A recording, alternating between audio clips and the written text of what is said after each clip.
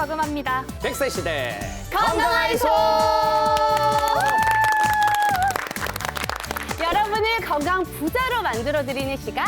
여기는 장수은행입니다. 네, 먼저 새해 첫 인사드립니다. 여러분, 새해 복 많이 받으세요. 네, 2025년 을사년이 시작이 됐습니다. 네, 맞아요. 올해는 푸른 뱀의 해라고 하죠. 그렇죠. 이 지혜와 또 변화를 상징하는 이 뱀 그대로 이 새해에는 모두 지혜롭게 네. 원하던 일 다 술술 풀리기를 기원합니다. 아, 진짜 제발 좀 원하는 거 다 풀렸으면 좋겠어요. 그쵸. 근데 요번에 보니까는 그냥 뱀이 아니라 여러분들 푸른 뱀의 해라고 하더라고요. 그래서 더 뭔가 좀 묘한 것 같지 않아요? 맞아요. 뭔가 막 이게 뭔가 이게 기운이 막 이렇게 꼬물꼬물꼬물 좀 올라오는 그런 것 느낌도 같은데, 들더라고요. 경수 씨는 어떠세요? 제가 한번 제대로 한번 느껴보도록 하겠습니다. 올해 잘 풀릴지 한번 보자. 자로 보자. 우로 보자. 왔습니다. 왔어요? 대박 기운이 왔어요. 아, 진짜요? 올해 일단 건강하에서 시청률 대박 나고요. 그리고 이 자리에 계신 우리 원장님 5분 대박 나고 우리 MC 3명 대박 나고 그리고 이 대박 기운을 또 가지고 있기 너무 아깝잖아요. 그쵸, 그쵸. 시청자분들에게도 전해드리도록 하겠습니다. 그쵸, 여러분들 그럼요. 복 나라입니다. 복 받으세요. 복 네, 이렇게 새해를 좀 힘차게 시작을 해봤고요. 우리 주치의분들도 새해 좀 계획 많이 세우셨을 것 같은데 먼저 전승민 원장님 어떠신가요? 네, 제게 올해는 결혼 15주년이 되는 해입니다. 네, 그래서 여름에 온 가족들과 함께 시간을 내서 꼭 크루즈 여행을 한번 가볼까 계획하고 있습니다. 너무 좋을 것 같아요. 그러면 우리 김민근 원장님 어떤 계획을 세우고 계신가요? 저는 올해부터 약간 블로그를 좀 열심히 써볼까 하고 있고요. 블로그요? 네, 작년 말에 1년을 쭉 되돌아보려고 하니까 큰 이벤트들은 좀 잘 생각이 나는데 네. 또 약간 작은 이벤트 같은 경우에는 잘 생각이 안 나더라고요. 맞아요. 그래가지고 일기처럼 좀 돌아볼 수 있게 사진을 좀 열심히 찍어가지고 일상을 좀 기록해 보려고 합니다. 너무 좋은 것 블로그, 같아요. 그러게요. 그러니까요. 사공은송 원장님은 많은 계획을 세우셨을 것 같은데 좀 어떤 계획 세우셨나요? 궁금해요. 저는 이제 올해 사실 큰 계획이 있지는 않은데요. 이제 진료하고 치료하고 한다고 좀 바빴잖아요. 그러다 보니까 제가 책 읽을 시간이 좀 없더라고요. 네. 그래서 올해는 제가 목표로 책을 이제 좀 읽어봐야겠다 했는데 구체적으로 한번 생각해 보니까 1년이 총 52주잖아요. 네. 그래서 한 2주 정도는 쉰다 생각하고 네. 1년에 50권 책을 한번 읽어볼까 이렇게 결심을 한번 해봤습니다. 네. 1년에 50권이면 그럼 작년에는 좀 얼마나 읽으셨나요? 네. 좀 예, 알겠습니다. 예. 지켜드리겠습니다. 6월 된 것 같아요. 이제 몰아서 넘겨가지고 올해 50권. 독서 2월 제도도 뭐 있을 수 있죠. 네, 다음으로는 김창주 교수님 어떠신가요? 네, 저는 이제 10년 단위로 계획을 세우는 게 있는데요. 오. 일단 이제 다가오는 10년 이제 50 되는 해에는 제가 개인적으로 노래를 배워서 콘서트를 작게 해보고 싶은 게 있어서 사실 그동안 이제 뭐 코로나 때문에 연수 때문에 사실 조금 쉬었는데 네. 이제 올해 다시 노래 배우는 것을 시작해 보려고 합니다. 아니 되게 굉장히 동안이셔서 놀랐는데 맞아요. 또 노래까지도 목소리도 굉장히 노래 잘하시는 그런 목소리셔가지고 깜짝 놀랐습니다. 궁금하긴 하네요. 네. 그러면 우리 열정남 우리 김용민 원장님 올해 계획 어떠신가요? 네, 열정남 김용민입니다. 네. 저희는 여행 다니는 걸 굉장히 좋아하는데요. 그중에 이제 프랑스를 굉장히 좋아합니다. 그래서 이번에는 제2 외국어로 프랑스 말을 좀 오래 배워볼까 싶습니다. 책도 이미 사놨고요. 그래서 이 다음 프랑스 여행 때는 프랑스 말을 조금 해서 좀 경험을 해보고 싶습니다. 봉주르 이런 느낌이네요, 그죠? 사실 아는 게 이거밖에 없습니다, 저는. 네, 저도요. 그래요. 자, 원장님을 비롯해서 시청자분들도 새해 소망 모두 꼭 이루시길 바라면서 새해 첫 순서입니다. 건강 뉴스 쉽게 읽어주는 여자부터 함께 만나보시죠. 네, 안녕하세요. 건강 뉴스 쉽게 읽어주는 여자 오희주입니다. 오늘 첫 번째 뉴스 키워드는 노안입니다. 자신이 실제 나이보다 늙어 보인다고 생각하면 인지 저하를 겪을 위험이 크고 또 눈가주름이 많을수록 치매가 나타날 가능성이 높다는 연구 결과가 나왔습니다. 중국의 연구진이 56세 이상 600명을 대상으로 얼굴 나이와 치매 위험의 연관성을 분석했는데요. 실제 나이보다 자신이 더 늙어 보인다고 답한 사람들은 치매에 걸릴 확률이 61%, 또 알츠하이머병에 걸릴 위험이 23%나 더 높았다고 합니다. 그리고 눈가주름이 많은 사람은 인지장애를 겪을 가능성이 2.5배나 더 높게 나타났습니다. 네, 정말 흥미롭지만 또 한편으로는 충격적인 뉴스인데요. 다들 한 살 더 나이를 먹었지만 내 얼굴을 보면서 노안이라고 생각하면 큰일 날 것 같아요. 그렇습니다. 내가 늙었다고 생각하면 더 늙고 젊다고 생각하면 더 젊어지는 게 아닌가 싶어요. 그리고 눈가주름은 자외선을 많이 쬐면 생긴다고 하는데 따스한 햇볕 아래서 비타민 D를 합성하는 것도 좋지만 뭐든 과하면 안 될 것 같습니다. 네, 두 번째 뉴스의 키워드는 뇌졸중입니다. 잇몸병이 있거나 치아를 상실한 경우 뇌졸중 위험이 크게 높아진다는 연구 결과가 나왔습니다. 국내의 한 연구팀이 건강보험 자료를 이용해 성인 379만여 명을 10년 넘게 추적 관찰한 결과 약 18,000건의 심뇌혈관 질환이 발생한 것으로 나타났습니다. 연구 대상의 26%인 98만여 명이 잇몸병을 앓고 있었고 또 18%인 68만여 명은 치아의 일부를 상실한 것으로 조사됐습니다. 연구팀이 각 질환 사이의 연관성을 분석한 결과 치아를 상실한 사람은 그렇지 않은 사람보다 뇌졸중 발생 위험이 9% 높았고 또 치아 상실과 잇몸병을 동시에 앓는 경우 뇌졸중 위험이 12%나 증가했습니다. 네, 치아에 문제가 생기면 단순히 구강에만 문제가 생길 거라고 생각했는데 뇌졸중까지 야기할 수 있다니까 참 놀랍네요. 그렇습니다. 이번 연구를 좀 더 살펴보면 50세 이상에선 잇몸병만 있어도 뇌졸중 위험이 5%가 커졌고 비만이 있거나 흡연자의 경우에는 심뇌혈관 질환 위험이 더 크게 나타났습니다. 잇몸병으로 인한 만성 염증 물질이 전신으로 퍼져서 심뇌혈관 염증을 유도하는 것으로 보입니다. 네, 그럼 이 잇몸병 어떻게 예방을 할 수 있을까요? 잇몸병을 예방하기 위해서는 일단 집에서 올바른 입술질을 하는 것이 중요하겠죠. 칫솔모를 45도 각도로 잇몸을 향하게 하고 전후방으로 짧은 진동을 준 후에 쓸어 올리는 방법을 변형된 바스법이라고 합니다. 이 방법을 이용하면 잇몸병을 예방하는 데 큰 도움이 되고요. 또한 항상 입술질과 별개로 치실이나 치간 칫솔을 사용해서 치아 사이사이를 관리하는 것도 중요하겠습니다. 정기적으로 다니고 있는 치과가 있다면 검진과 함께 스케일링을 주기적으로 받는 것도 잇몸병을 예방하는 데 큰 도움이 되겠습니다. 네, 지금까지 건강 뉴스 쉽게 읽어주는 여자 오희주 그리고 김민근이었습니다.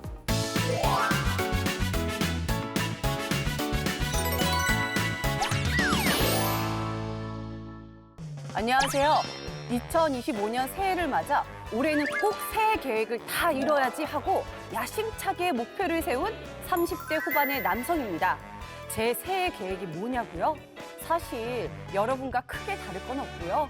소박하게 금연, 금주, 다이어트로 잡아왔습니다. 왜냐하면 지난해 11월에 받았던 건강검진 결과가 정말 최악이었기 때문인데요. 그래서 1월 1일에 주머니 속 담배와 냉장고 속 맥주를 꺼내서 버렸답니다. 와, 진짜 내가 생각해도 나란 놈은 진짜 멋있더라고요. 근데 문제는 제 친구 녀석이었습니다. 야, 네가 담배를 끊고 술을 안 마신다고? 지나가던 강아지가 웃겠다. 나 오늘 몹시 우울하니까 술 한잔 하러 가자, 빨리. 진짜 이 악마 같은 놈을 어쩔까요? 당장 손절해버릴까요?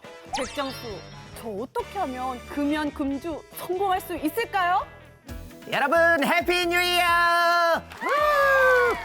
모두 새해 계획 다들 잘 세우셨나요? 그중에서도 아마 금연금주를 다짐하는 분들이 제일 많을 것 같은데 작년에 다짐한 금연과 금주는 올해 또 부메랑이 되어 돌아왔는데요. 이분도 궁금한 게 우리뿐만 아니라 다른 나라 사람들도 새해 계획을 세우겠죠?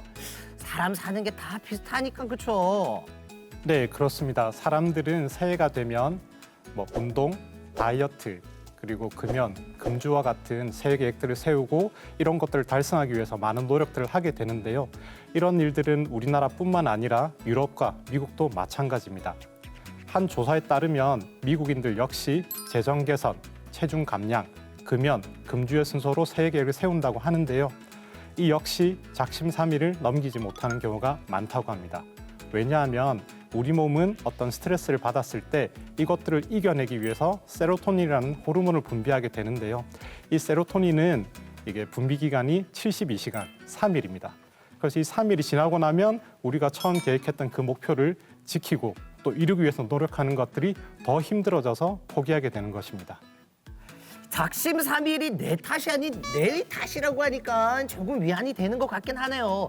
그런데 담배나 술을 끄면 얼마나 좋길래 자꾸 하라고 하는 걸까요? 우선 금연하면 우리 몸에 어떤 변화가 생기는지 좀 알려주세요. 네, 제가 말씀드리겠습니다. 담배는 끊자마자 큰 도움이 됩니다. 마지막 담배를 피운 지 20분 정도 지나게 되면 혈압과 심박동수가 정상 수치로 내려오게 됩니다.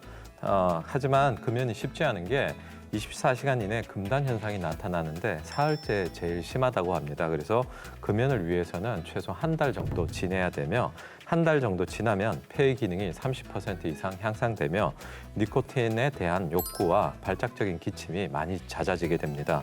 또 1년 정도 지나면 감기에 걸릴 확률이 굉장히 낮아지며 10년 정도 지나면 폐 질환 위험률이 절반 이상 낮아집니다. 야, 담배 당장 끊어야겠습니다.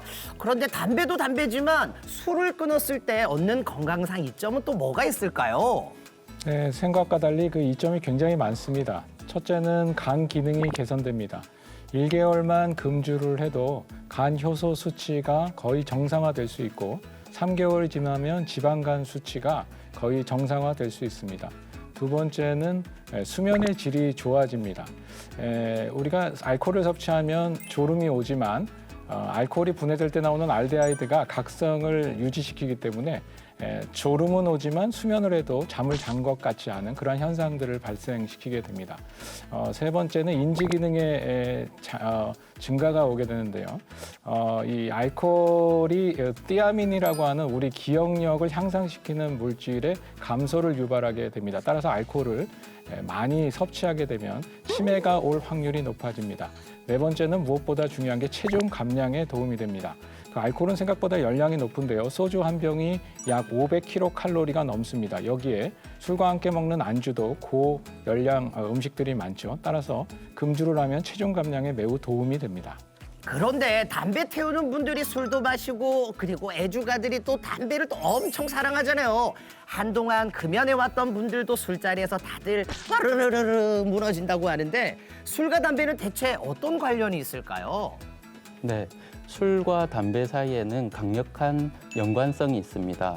두 가지 물질 다 우리가 쾌락을 느낄 때 분비되는 신경 전달 물질인 도파민을 분비하게 됩니다. 그래서 우리가 술을 마시면서 또 담배를 찾게 되는 경우가 많이 있는데 그 이유는 뭐냐면 우리 뇌에서 자꾸 조금 더 자극적인 쾌락을 좀 더 원하게 되기 때문입니다. 그래서 금연에 성공을 하고 싶으면 금주를 하라고 하는 말이 있습니다. 우리가 금연을 하게 되면 폐 기능이 향상되어서 운동 기능이 좋아지게 되고 금주를 하게 되면 그 다음날 숙취도 없을 뿐더러 또 안주로 섭취하게 되는 칼로리를 줄이게 되기 때문에 훨씬 더 효과적이라고 볼 수 있겠습니다.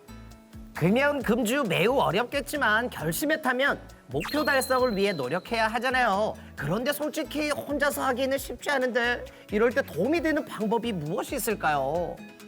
현재 전국에 258개의 보건소와 17개의 지역금연지원센터에서 금연 클리닉을 운영 중이고요.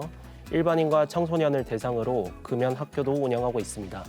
또 정부가 지원하는 금연 콜센터가 1544-9030인데 여기를 이용하는 것도 좋은 방법이 되겠고요.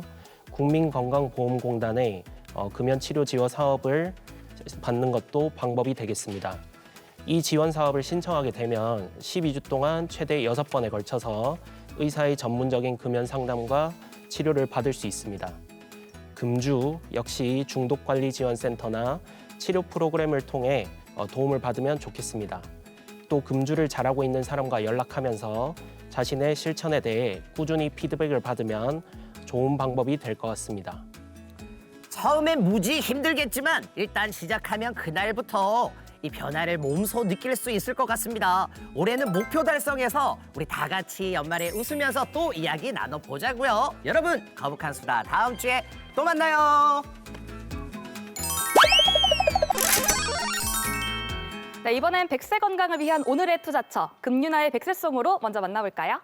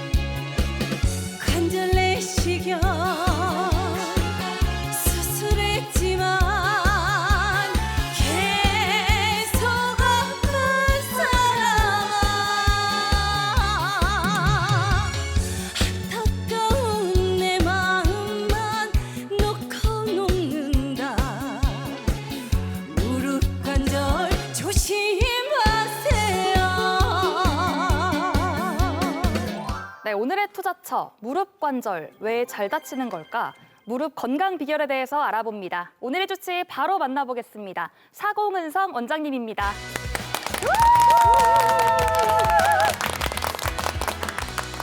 반갑습니다. 사공성 원장님. 네, 반갑습니다. 네. 원장님을 딱 이렇게 바라보면은 뭔가 어릴 때부터 이렇게 사색하는 거 좋아하는 조용한 학자 이미지가 좀 있는데. 맞아요, 맞아요. 그렇죠. 잘 어울리시네요. 이게 어릴 때부터 의사가 꿈이었는지 좀 궁금하긴 하네요. 제가 생각해 보니까 저는 어릴 때부터 이제 만드는 걸 좀 많이 좋아했어요. 그래서 문구점 가서 이렇게 프라모델 같은 걸 사서 이제 집에서 혼자서 이렇게 만드는 걸 많이 했었는데 네. 하다 보니까 이제 거의 다 만들어 본 거예요. 그래서 웬만한 거 다 이제 만드셨구나. 그때부터 집에 있는 가전제품을 이제 분해하기 시작했어요. 가전제품을요? 그래서 뭐 가전제품이라고 해서 전자레인지 이런 건 아니고요. 네. 그 아버지께서 사주신 이제 VCR 같은 거, 네. 또 테이블 넣어서 이렇게 비디오 트는 그런 비디오 카세트 같은 네. 거 있잖아요. 그걸 이제 다 드라이버로 분해를 하는 거예요. 분해를 하고 네. 다시 또 조립을 하고 그걸 거의 매일 우리 기계를 수술하듯이 약간 매일 수술을 했던 것 같아요. 그래서 지금도 제가 보면 이렇게 뼈가 부러지는 환자들 이렇게 고쳐주고 또 관절 안 좋으신 분들 고쳐주고 하는 걸 제가 가장 재밌어 하는 걸 보면 아마 그때부터 좀 정형외과 의사가 되려고 하지 않았나 하는 생각도 좀 들긴 합니다. 그러니까 저는 선생님을 보면 아까도 말씀드렸지만 약간 장군 느낌이 있으시거든요. 진짜 우리 무릎을 장군처럼 딱 지켜주실 것 같은 그런 느낌이 있어서 의사 되시길 너무 감사하다는 말씀 드리면서 근데 요즘 선생님 요즘에 겨울이 되니까 무릎 많이 아프다고 하시는 분 계시거든요. 맞아요. 아이고 무릎아 그냥 뭐 네네. 앉았다 일어나시면서도 아이고 진짜 무릎 아파 못 살겠네 이러시는 분들 너무 많은데 네. 요즘 선생님 많이들 찾아오시죠? 네, 이제 겨울이고 날씨가 춥잖아요. 네. 그러다 보니까 확실히 관절이 안 좋으신 분들은 그게 좀 더 느껴지시나 봐요. 그래서 그럼 왜 겨울이 되면 더 아파지는 걸까 이렇게 생각해 보면 그러니까요. 무릎 안에는 우리가 윤활액이라는 게 있거든요.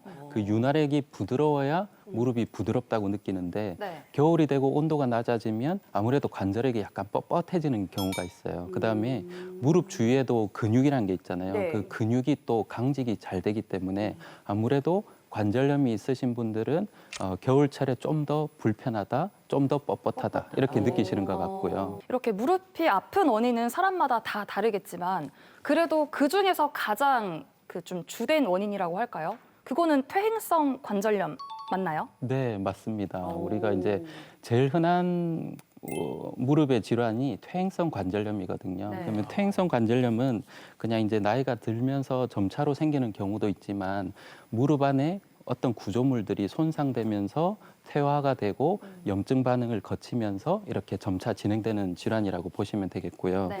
또 무조건 나이가 든다고 퇴행성 관절염이 다 오는 건 아니거든요. 또 유전적 요인도 있고 또 체중이 많이 나가시는 분들, 또 여성에서 또 퇴행성 관절염이 또 많이 생기기도 합니다. 네. 원장님 그런데 흔히 보면 네. 아버님들보다는 어머님들이 관절염으로 더 고생을 많이 하시는 것 같은데요. 네. 이런 거에 대한 어떤 특별한 이유가 있을까요?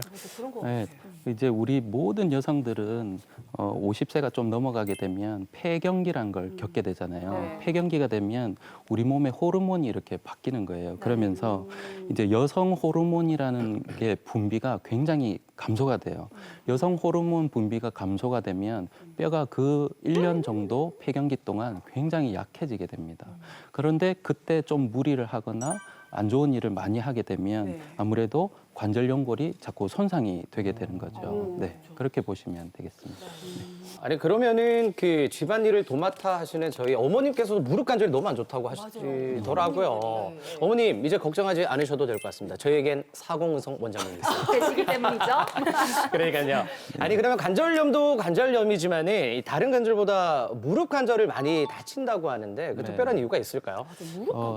네, 이 우리가 어깨, 팔꿈치 이런 관절은 사실 중력의 영향을 그렇게 받지 않잖아요. 그리고 좀 아파도 쓰지 않으면 통증을 못 느낄 수도 있고요. 또 이렇게 뒤로 하는 동작들이 아프지 이렇게 했을 때는 안 아프기 때문에 어떻게 보면 좀 참을 수 있는 관절이라고 보셔도 되거든요. 근데 또 고관절이나 발목 관절 같은 경우에는 관절 모양 자체가 이렇게 끼어 있는 관절이기 때문에 잘 안 다칩니다. 근데 무릎은 우리가 한번 생각해 보시면 중력의 영향도 받고 그다음에 무릎은 뼈와 뼈가 끼어 있는 관절이 아니고 두 개를 이어주는 인대와 근육으로만 되어 있거든요. 그러다 보니까 손상에 아무래도 취약할 수밖에 없는 거죠. 그리고 이제 무릎을 우리가 비트는 경우도 있고 또 회전을 하는 경우도 있는데 다른 관절 같은 경우에는 끼어 있으면서 그 안에서 회전이 이루어지는데 무릎은 약간 이렇게 어긋나면서 그 회전 동작이 이루어지기 때문에 그때 이제 손상이 잘 발생할 수 있는 그래서 잘 다칠 수 있는 관절이라고 보시면 되겠습니다. 그러면 이 무릎 관절 손상 이게 우리가 무릎이 여기 있는 건 알겠는데 어디가 그럼 어떻게 다친다는 네. 건가요, 선생님? 이제 무릎에 주로 이제 무릎을 구성하고 있는 세 가지가 있는데 그 첫 번째가 무릎 주위에 있는 인대가 있고요. 네. 그다음에 무릎에 있는 연골, 연골은 많이 들어보셨을 네. 거예요. 그다음에 좀 어려운 말이지만 반월판 연골 혹은 반월상 연골이라고 하는데 이게 이제 연골과 연골 사이에 이 쿠션 역할을 하는 구조물이 있습니다. 네. 그래서 이 세 가지 중에 한 가지가 다쳤기 때문에 무릎에 염증이 생기고 붓고 통증이 일어나는 건데 그걸 검사하기 위해서는 저희가 이제 엑스레이라는 검사도 하게 되고 또 정밀하게 알아보기 위해서 MRI라는 검사도 하게 됩니다. 흔히 여기 세 가지 중에 한 가지라도 다치게 되면 네. 그때 일어나는 반응을 우리가 염증 반응이라고 하거든요. 염증 반응은 소위 우리가 붓고 열이 나고 통증이 느껴지는 그런 모든 순차적인 반응을 우리가 염증 반응이라고 부르게 됩니다. 네. 네. 결국에는 염증이었네요. 그러니까요. 이렇게 네. 보니까 우리 몸에 염증이 안 생기는 데가 정말 없는 것 같아요. 그렇죠. 맞아요. 네. 그러면 이렇게 무릎에 염증이 생기게 되면 좀 어떤 치료를 받아야 될까요? 네. 염증이 생긴다고 다 수술을 하진 않잖아요. 그러니까 그렇죠, 이제 그렇죠. 흔히 손가락을 접지르거나 손목을 접지르거나 발목을 접지르면 우리가 주로 어떻게 하죠? 약을 먹 그렇죠. 기부스도 하고 네. 또 약도 약을 먹고 먹죠. 또 염증을 삭히는 주사도 맞고 뭐 찜질도 네, 하고 이렇게 맞아요. 하는 거죠. 네. 그 우리가 다 알고 있는데 사실 다쳤을 때 그렇게 하는 분이 많지 않다는 거예요.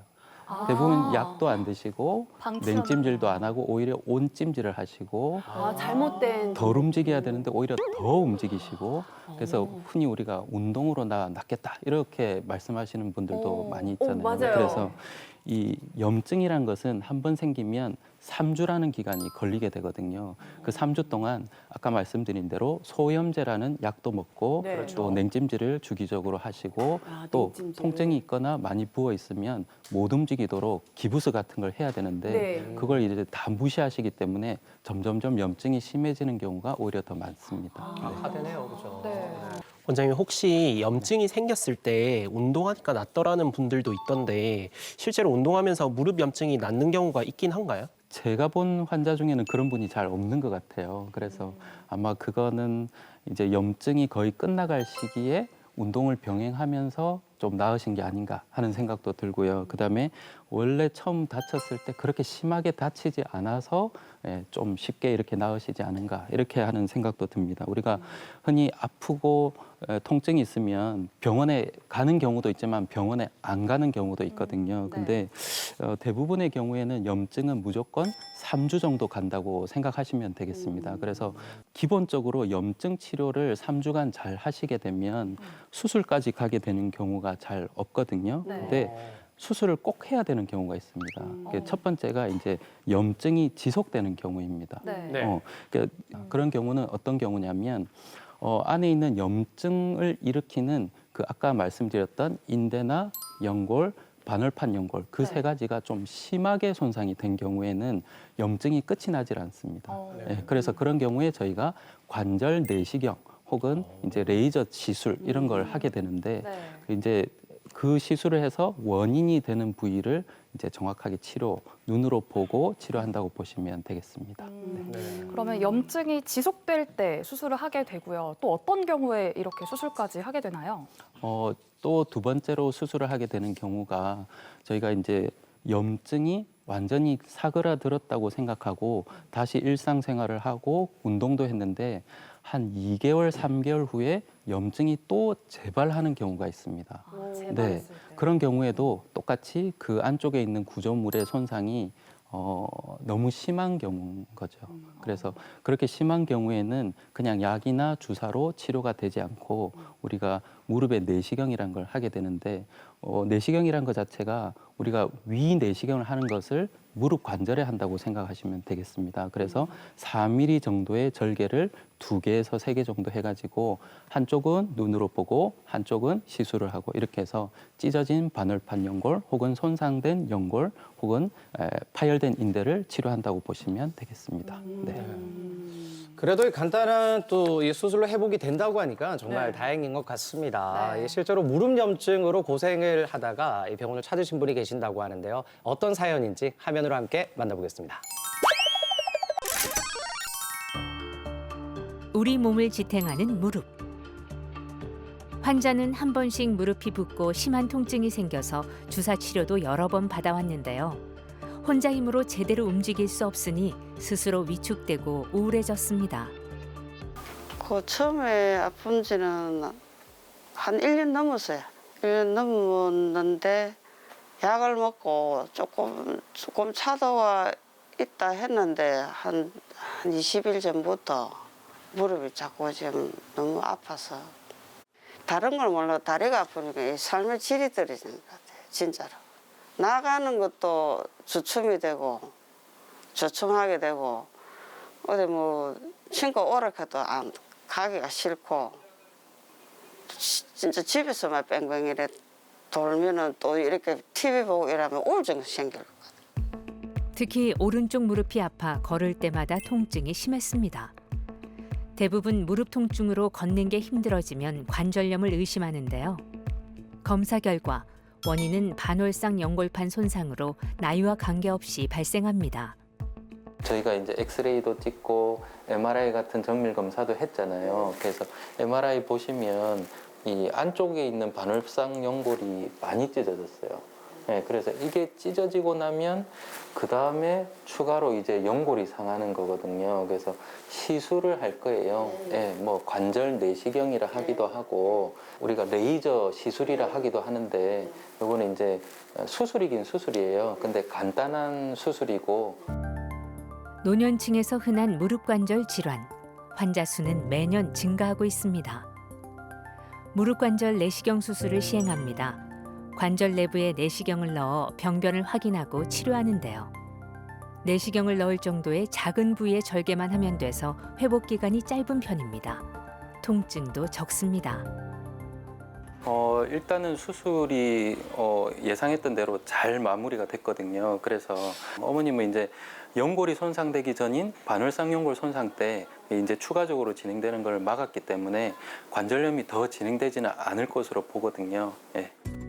수술 후 회복 중인 환자를 찾았습니다. 무릎이 아프니 일상에 제약이 생기면서 우울하고 의욕이 없었는데요. 이제 통증이 사라져 활기찬 일상을 되찾았습니다.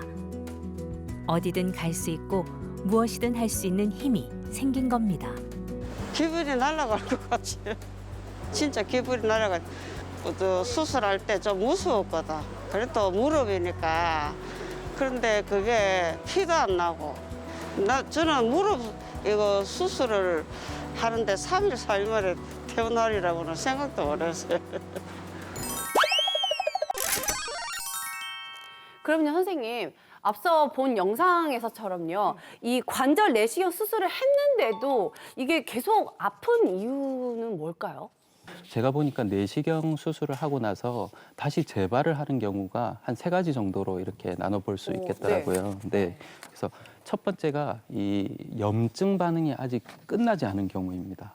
그러니까 염증이 있고 손상이 있어서 내시경 시술까지 하셨는데 그 염증이란 것이 워낙 심하였기 때문에 내시경으로 치료를 한 후에도 염증이 완전히 사그라들 때까지 좀 치료를 하지 않으시고 너무 빨리 일상으로 복귀한 경우가 이 첫 번째입니다. 그래서 시술을 했다고 끝이 아니고 반드시 적절한 약과 치료, 그다음에 물리치료, 또 주사치료 이런 걸 병행하지 않으면 이게 재발할 확률이 있기 때문에 가급적이면 내시경 치료하고 완전히 회복될 때까지 좀 기다리시는 게 가장 중요할 것 같고요. 두 번째는 이제 시술을 하고 나서 시술 전에도 그렇고 시술하고 나서 무릎이 흔들리는 사람이 있습니다. 예, 이게 이제 인대가 흔들린다 혹은 인대가 손상이 있다고 말하는데 이렇게 되면 이제 관절이 흔들리게 되면 손상 갔던 부위가 또 손상이 가게 되겠죠. 다시 쓰게 되면. 그래서 이런 경우에는 치료는 쉽습니다. 인대가 다 호전될 때까지 보조기라는 장치를 좀 차는 것이 중요합니다. 그래서 무릎이 비틀어지는 동작이나 구부려지는 동작을 좀 덜 할 수 있도록 보조기를 잘 차는 것이 중요하겠고요. 이제 세 번째는 가장 치료가 힘든 부분이긴 한데 무릎 안쪽에 연골이 너무 손상이 심한 경우가 있습니다. 그러니까 이미 손상이 너무 심하고 염증도 오래되셔가지고 내시경만으로 치료가 잘 되지 않는데 그냥 염증만 삭히는 내시경 치료만 했을 때는 연골 손상은 그대로 있게 되거든요. 그렇죠. 그런 경우에는 다시 또 활동을 하면 그 손상된 연골 부위로 인해서 또 재발하는 경우가 있어서 연골 손상은 한 번 손상이 되면 회복이 잘 안 돼요. 네, 왜냐하면 혈액이 가는 것이 끊어지기 때문에 연골이 무조건 재생되려면 줄기세포를 한다든지 무릎 위에 체중을 옮겨주는 교정절골술이라는 걸 해서 체중이 연골 손상 쪽으로 가지 않도록 하는 치료 방법을 하지 않으시면 또 재발한다고 좀 보시면 되겠습니다. 아, 제발. 플리즈 제발 되지 않길 바라야겠네요. 그렇죠? 그 제발이죠. 재발이 되지 네. 않길. 그렇게 되면 일단은 또 결국에는 재수술을 받아야 되는 거잖아요. 그렇죠. 않을까요? 그 이제 재수술을 하게 되면 첫 번째 수술보다 당연히 힘이 들겠죠. 네, 그래서 재수술을 하게 될 때는 이 한 번으로 이제 끝낸다는 생각으로 치료를 임해야 됩니다. 그래서 저희가 연골 아까 말씀드렸듯이 손상이 있으면 그 부위로 체중이 가는 걸 막기 위해서 저희가 이제 교정절골술이라고 해요. 그래서 무릎이 이렇게 안쪽으로 휘어진 무릎을 다시 일자로 만들어주는 수술적 치료를 하게 됩니다. 네, 그래서 이 교정절골술이 참 말로만 들으면 좋아 보이잖아요. 그냥 안 좋으면 교정하면 되겠네 이렇게 생각하실 수도 있겠지만 이것도 할 수 있는 조건이 있습니다. 나이가 너무 많으시면 안 되고요. 65세 미만에서만 우리가 할 수 있고요. 그다음에 너무 연골이 많이 다르면 교정해도 별로 결과가 안 좋겠죠. 그래서 연골 손상이 너무 4등급으로 심하지 않은 3등급 정도일 때 우리가 교정절골술을 생각해 볼 수 있겠고요. 또 무릎이 너무 뻣뻣해서 무릎이 다 안 구부려지는데 수술을 했을 때는 결과가 좋지 않습니다. 그래서 이 세 가지 경우 정도를 제외하고는 무릎을 다시 교정을 해서 치료를 하는 것이 좋은 방법이라고 보시면 되겠습니다. 지금 이게 수술 후도 굉장히 중요하다라고 말씀을 계속 해주셨는데 선생님 수술 후에는 어떻게 좀 관리를 하는 게 좋을까요? 네, 내시경 시술하시고 대부분 환자분들이 이제 활동을 너무 빨리 하는 경우가 제일 많으신 것 같아요. 왜냐하면 이제 시술까지 했으니까 이젠 좀 일상생활을 하고 싶다 이렇게 생각하시는 경우가 많은데 말씀드리고 싶은 것은 이제 완전히 회복될 때까지 걷는 양도 반으로 줄이시고 걷는 속도도 반으로 줄이시는 것을 좀 추천을 드립니다. 그래서 이 3주간 그렇게 생활을 하시게 되면 대부분 회복이 잘 되거든요. 그래서 내 무릎이 그러면 언제 회복된 신호가 어떤 신호가 오느냐? 계단을 오르내릴 때 큰 불편감이 없어지는 게 이제 일상생활로 복귀가 가능하고 운동을 할 수 있다는 신호가 됩니다. 근데 아직 여전히 내가 걷는 거는 괜찮지만 계단을 오르내릴 때 불편감을 느낀다든지 아직 바닥 생활이 불편한데 이걸 자꾸 운동을 해서 재활을 하시려고 하는 경우가 많거든요. 근데 그렇게 하시면 오히려 또 재발을 할 수가 있겠죠. 네, 그래서 가급적 3주간의 기간 동안 그런 무리가 되는 활동을 안 하셨으면 좋겠고요. 그다음에 이제 안 좋아서 교정 절골수까지 하신 분들 있잖아요. 그런 분들은 기간이 2배로 늘어난다고 보시면 되겠습니다. 그래서 3주가 아니고 6주, 약 한 달 반 동안 활동을 줄이시고 좀 일상생활에서 걷는 거 위주로만 하신다면 큰 문제 없이 나으실 수 있다고 보시면 되겠습니다. 네. 그 요즘은 수술 말고 새로운 주사 치료도 많다고 하던데요. 그러한 종류들을 좀 소상히 설명해 주시면 좋겠습니다. 네. 요즘 이제 주사제가 워낙 많이 나왔어요. 워낙 많이 나왔는데 저희가 제일 흔히 알고 있는 주사가 이제 연골 주사 들어보셨잖아요. 네. 그게 이제 하이알루론산이라고 하는 그 연골과 동일한 성분을 무릎에 주사를 맞는 걸 우리가 흔히 연골 주사라고 합니다. 그래서 연골이 생각보다 괜찮을 때 맞는 주사라고 보시면 됩니다. 그래서 내가 충분히 걷는 것도 별 문제가 없고 잘 지내는데 최근에 등산을 하든 운동을 했더니 무릎에 약간 무리가 왔다든지 또 잘 쓰다가 앉았다 일어나거나 계단 내려올 때 뭔가 무릎에 약간 느낌이 있으면 그게 이제 연골이 약간 긁혔을 때 그런 느낌이 오게 되거든요. 그럴 때 우리가 차량 긁히지 말라고 코팅하잖아요. 네. 그런 것처럼 이제 무릎 안에 연골 주사를 넣어서 코팅을 한다고 생각을 하시면 되겠습니다. 근데 이제 대부분 환자분들 중에 무릎이 아프고 열이 나고 부었는데 저한테 와서 연골 주사를 놔주세요 하시는 분들이 좀 있으세요. 그런 경우는 사실 연골 주사가 효과가 없고 오히려 염증을 더 악화시킬 수도 있거든요. 그래서 무릎이 안 좋을 때 그냥 마냥 주사 약 이렇게 치료하려고 하지 마시고 정확하게 이제 전문의에게 진단을 받아서 나에게 맞는 적절한 주사를 맞는 게 더 좋을 것 같습니다. 진료도 좋고 뭐 치료도 좋지만은 이 평소에 무릎 관절을 좀 지킬 수 있는 이 팁이 있다면 좀 알려주시면 좋을 것 가장 팁. 같아요. 그러니까요. 네. 평소에 관리 이제 방법. 막 이 사람들은 다들 이제 특별한 방법 같은 걸 좀 원하잖아요. 근데 실제로 무릎 건강을 지키는 방법은 특별한 게 없습니다. 우리가 모두 다 알고 있는 건데 사실 무릎이라는 관절 자체의 특성상 한 번 다치면 원래대로 다시 회복되는데 시간도 오래 걸리고 또 힘들거든요. 그래서 일단 다치지 않는 게 가장 중요하고 그 부분을 우리가 항상 말씀을 드리지만 지금도 TV를 보시면서도 무릎을 쪼그려 앉아서 TV를 보시는 분들도 있을 거고요. 또 바닥을 무릎으로 이렇게 기어다니면서 쓸면서 또 TV를 보시는 분들도 있을 텐데 그렇게 하는 것이 무릎 건강에 가장 안 좋은 것이거든요. 그래서 그런 일상생활 속에서 무릎의 이 안 좋은 자세들을 피하시는 게 가장 중요하다고 보시면 되겠습니다. 네. 지금 계속 원장님께 저희가 무릎 얘기를 듣다 보니까 지금 제 무릎이 좀 아픈 것 같긴 해요. 기분 탓인가요? 다치면 안 돼요. 선생님, 이 무릎이 좀 안 좋을 때 하면 좋은 스트레칭 좀 알려주세요. 제가 일상에서 할 수 있는 그런 네, 것들. 이제 운동을 하려고 따로 시간을 내시면 아무래도 좀 귀찮잖아요. 네, 그래서 맞아요. 이 운동이란 건 평소에 하는 게 제일 좋거든요. 맞아요. 그래서 저희 이제 엘리베이터를 탔을 때 또 네. 신호등 기다릴 때 이럴 때 그냥 간단하게 저는 이제 화면 앞쪽을 보고 한번 해볼게요. 네. 이렇게 까치발 이렇게 서는 게 좋죠. 무릎에 한번 힘이 들어가거든요. 그러면 이렇게 실제 우리가 가만히 서 있다 보면 무릎이 자꾸 이렇게 뒤로 꺾이게 되는 경우가 많아요. 근데 종아리 근육이 좀 튼튼해지면 이 무릎이 뒤로 꺾이는 걸 좀 막아주거든요. 그렇게 하시면 좀 좋으실 것 같고요. 이렇게 근육 자체의 힘으로 이렇게 혈관을 한번 짜주면 훨씬 혈액순환도 잘 되고요. 또 무릎 주위의 근육이 좋아지면 무릎도 잘 안 다치거든요. 네, 그렇게 하시면 좋을 것 같고요.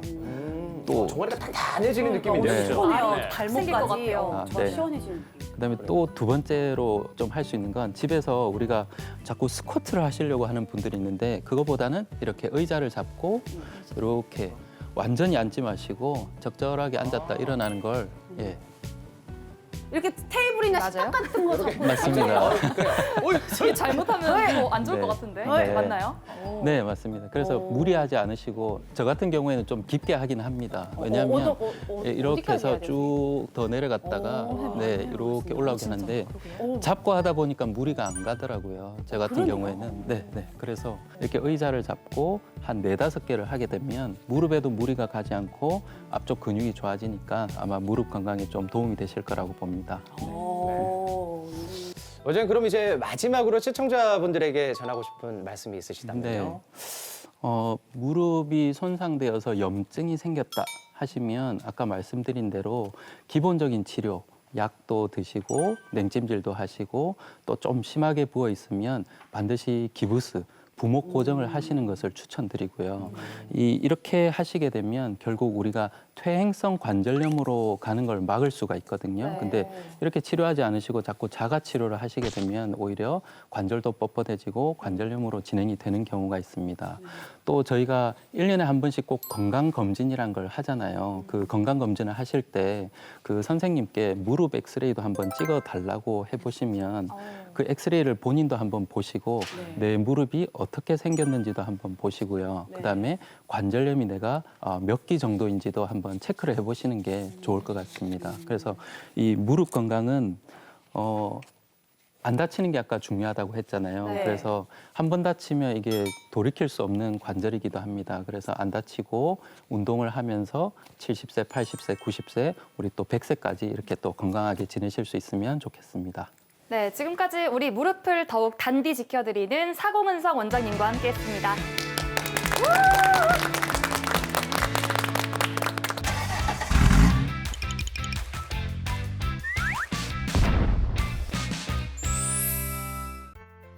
겨울철 슈퍼푸드의 끝판왕 시금치가 오늘의 주인공인데요. 뇌혈관 질환을 예방하는 엽산은 물론 루테인이 풍부해 눈 건강에 탁월한 효능을 자랑합니다. 해독 작용도 아주 뛰어나죠. 붉은색 뿌리에도 좋은 영양소가 많아 우리 몸에 해로운 요산 배출과 뼈 건강에 도움을 주는데요. 먹으면 힘이 팍팍 솟는 시금치. 여러분 꼭 한번 맛보이소. 안녕하세요. 향토음식 명인 김나경입니다. 오늘은 어떤 주 재료냐면요.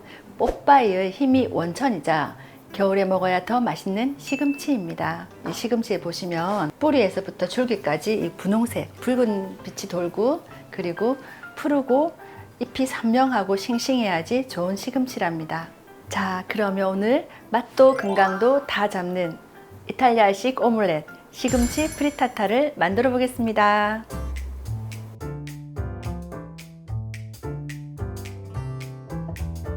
자, 이제 처음 준비할 것은 팬을 먼저 달구시고요. 첫 번째 넣어야 될 것들이 기름이 많은 햄, 그 다음에 양파, 버섯, 토마토를 마지막에 넣겠습니다.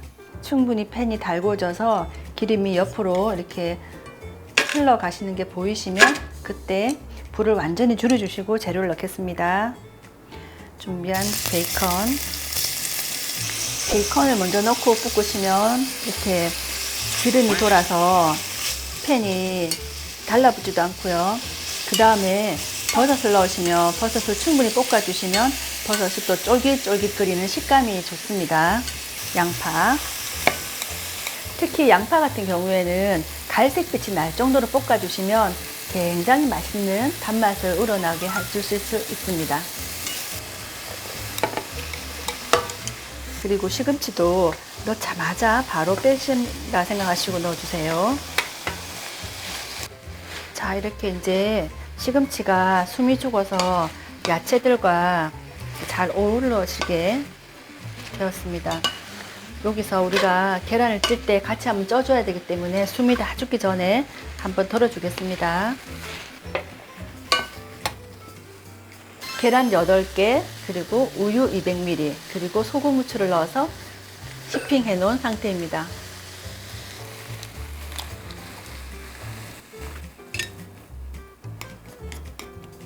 찐 방식이기 때문에 절대 불을 세게 하시면 안 됩니다. 30% 정도 익었을 때 뚜껑을 열고 남겨놓은 토핑을 올리시고 모짜렐라 치즈도 올려주시고 다음 슬라이스 치즈까지 올려주시면 되겠습니다. 한번 해보겠습니다.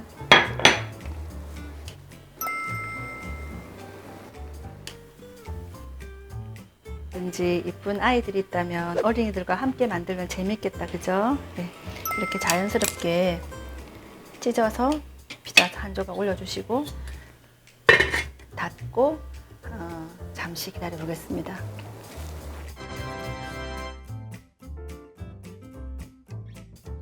이쁘다, 그죠? 다들 이번 주에는 쉽고 색감마저 맛있는 시금치 프리타타 만들어 보세요.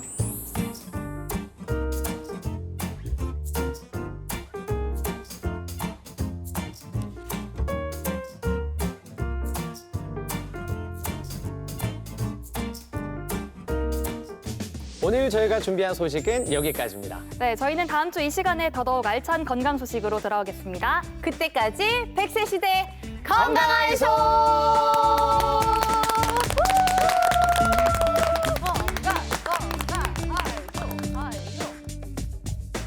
프로그램에 참여하신 분들께는 국내산 숯불 민물장어 전문점 장덕장어에서 식사권을, 동화 속 힐링 카페 올드머그에서 상품권을,